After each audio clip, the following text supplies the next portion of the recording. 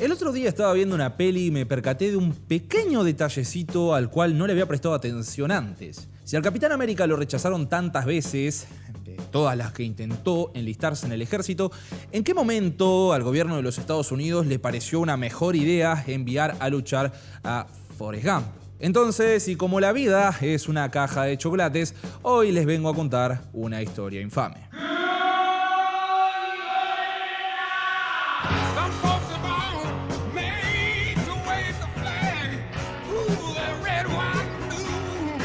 Para empezar, hablemos un poquitito de historia. Poquitito nomás. La guerra de Vietnam o guerra de resistencia contra América se extendió desde el año 1955 hasta el año 1975, en plena Guerra Fría, y se desataría como el resultado de los intentos del bloque occidental para impedir que Vietnam se reunificase bajo un gobierno comunista. Si bien hubo varios involucrados del lado de los emprendedores capitalistas, teníamos a Vietnam del Sur y los estados de América. Y del lado de los zurdos mugrosos teníamos a Vietnam del Norte junto al Vietcong con todos los camaradas del bloque comunista. Después de la Segunda Guerra Mundial, el mito del poderío militar estadounidense se hacía temer en cada rincón del globo, y un conflicto contra campesinos pobres en medio de la jungla parecía minúsculo comparado a enfrentar a las malvadas fuerzas del Eje en Europa y en el Pacífico. Pero nada más lejos de la realidad. Desde el principio fue un desastre. Se encontraron en un territorio desconocido, en una guerra de guerrillas la cual no estaban en condiciones de pelear. Irónicamente, existe otra peli de Tom Hanks en la que nos refuerza la idea de que aparentemente no estaba muy de acuerdo en cómo se peleó esta guerra. Y esa peli biográfica es The Post.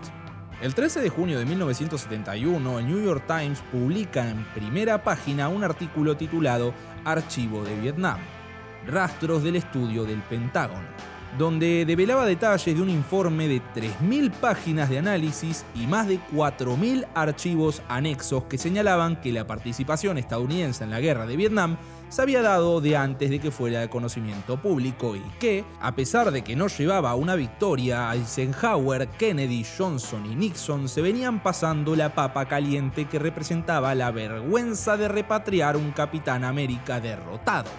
Básicamente, una cuestión de orgullo. El quilombo que generó se hizo sentir a lo largo y ancho de los Estados Unidos, replicado por todos los medios y con manifestaciones contra la guerra por todos lados que, y sumado al quilombo de Watergate, un poquitito después no aseguraba una derrota, cuanto menos pírrica. Y volviendo a lo de Forrest Gump.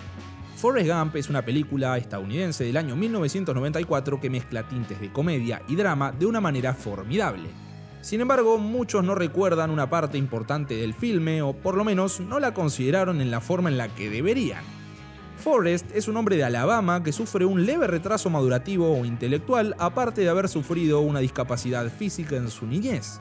Pero esto tampoco le impidió atestiguar en primera persona un suceso de la escala de la guerra de Vietnam, la cual nos lleva a preguntarnos, ¿es normal que un hombre así vaya a pelear una guerra que muchas veces depende de estrategias, formaciones y órdenes complejas? Al documento filtrado del que les hablé recién lo habían mandado a redactar a pedido del exsecretario de Defensa Robert McNamara. Personajes nefastos si los hay. Bajo el nombre de los 100.000 de McNamara, mandaría a reclutar a hombres con distintas discapacidades intelectuales, más que nada, y hombres que estaban sumidos en la pobreza, con la finalidad de incrementar el número de reclutas para así alcanzar a los 100.000 reclutas anuales. La idea era entrenar a personas pobres y sin educación, y se estima que este número alcanzaría a las 353.000 tropas, que además no diferenciaría mucho en lo que a un entrenamiento militar respecta, pero podríamos decir que ahora se bajaron un poco demasiado los estándares, incluso para que sea muchísimo más peligroso para aquellas personas que están sueltas en un campo de batalla para el cual no están preparados. Para darle un nombre ganchero, los de marketing presentaron New Standards Men, hombres de nuevos estándares, pero en el barrio les decían los cuerpos idiotas. Su fauna era vasta, y entre ellos podíamos encontrar a hombres que siquiera podían hablar inglés y mucho menos escribirlo o leerlo. También había personas con leves discapacidades mentales o hasta personas que no estaban en forma. Las personas reclutadas eran más propensas a morir. ¿Quién lo sospecharía? 5.478 hombres del proyecto fueron asesinados durante el combate, una cifra 3 veces más alta que la tasa del resto de soldados. Hamilton Gregory, que se especializó en lo que fue el proyecto de McNamara y que encima le tocó asistir a uno de estos soldados, contó una vez: mientras hablábamos o tratábamos de hablar, yo me sorprendí porque él no sabía nada de la situación en la que estaba. No comprendía de qué se trataba el entrenamiento básico, ni siquiera sabía que América estaba en una guerra. Intenté explicarle lo que estaba pasando, pero al final me percaté que él estaba en una neblina. En el entrenamiento básico, él era virtualmente inútil.